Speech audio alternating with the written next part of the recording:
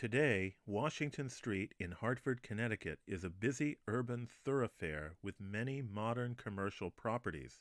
There are, though, a scattering of old 19th century houses now converted to other uses, which give a hint of a time well over a century ago when Washington Street was one of the city's elite residential districts. Back then, it was a tree-lined boulevard that was home to so many politically connected prominent citizens that it was known informally as Governor's Row.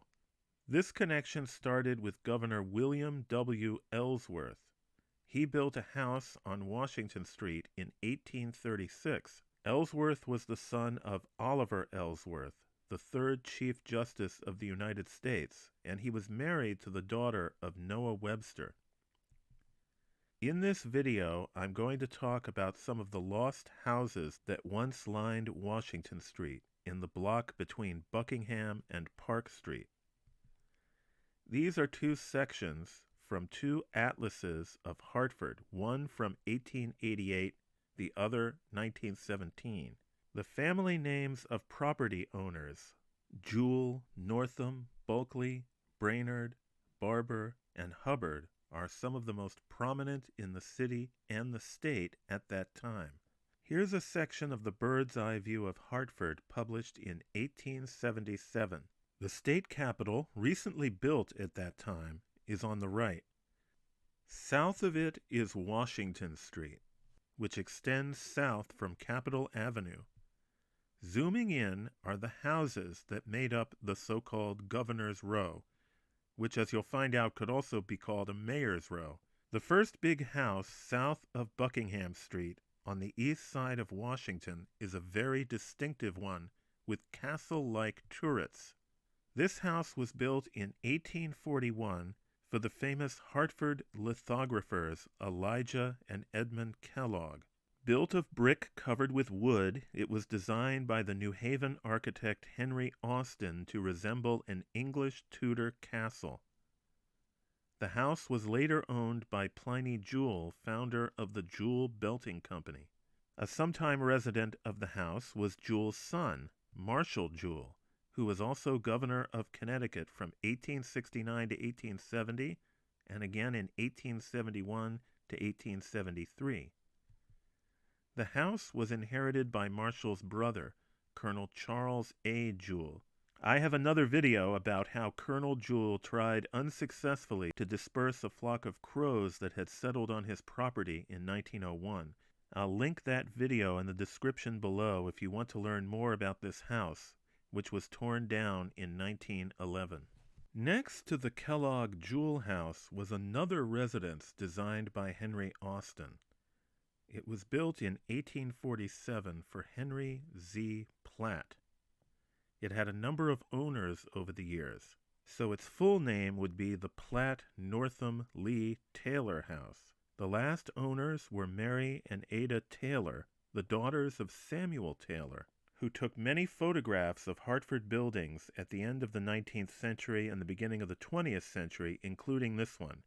This now lost house had a typical for the time Italianate cube shape with a rooftop cupola, but it's notable especially for its elaborate orientalizing front portico. Across on the west side of the street were two Brainard family houses.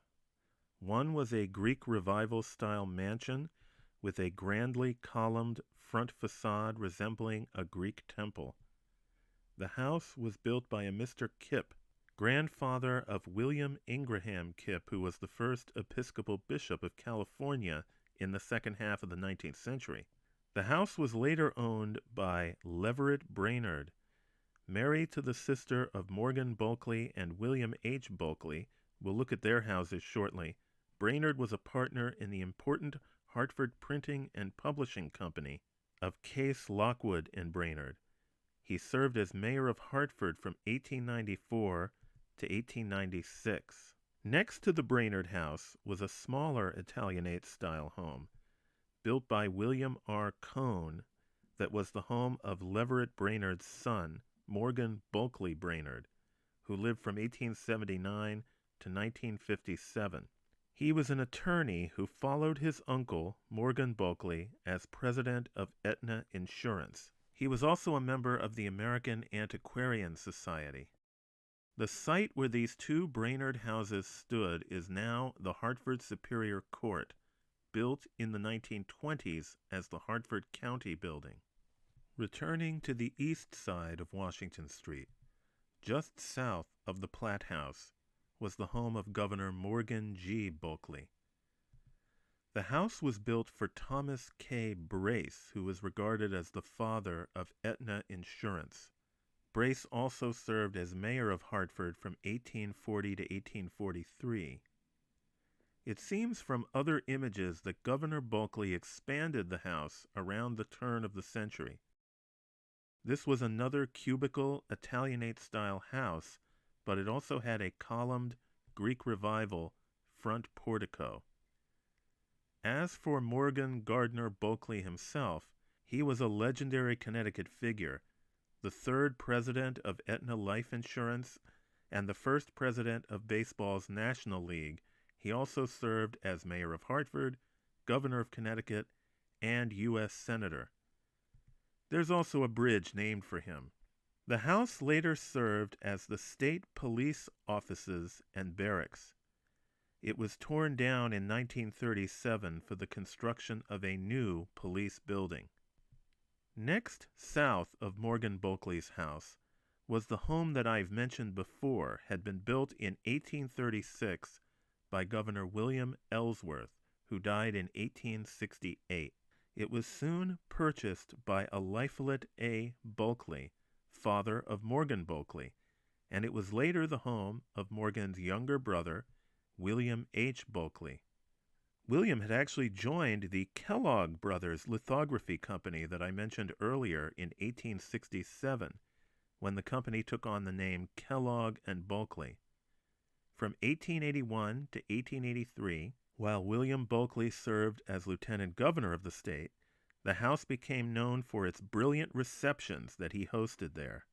The house was demolished in 1928 to make way for the State Trade School building, which later served as the Hartford Adult Education Center at 110 Washington Street. It appears that the city of Hartford has recently been looking to redevelop the property. South of the two Bulkeley houses were two houses owned by the Barber family. According to the 1880 atlas, the house on the north was owned by Lucius A. Barber, a businessman who would become president of the Willimantic Linen Company in 1884. He was also a colonel in the National Guard and was appointed the state adjutant general in 1889. The house to the south was built in 1865 by Barber's father, also named Lucius Barber.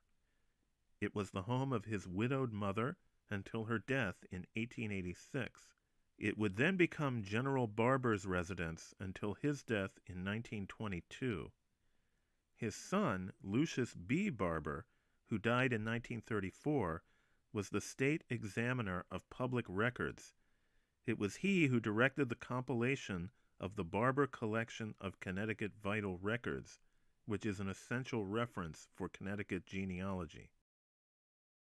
Unlike the other houses in this video, the Barber house still exists today. The porches have been enclosed, and the building is now an attorney's office. A number of years ago, I was able to go inside this building.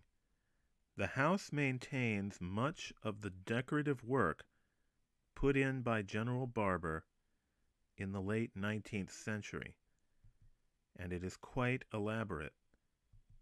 There's even some stained glass.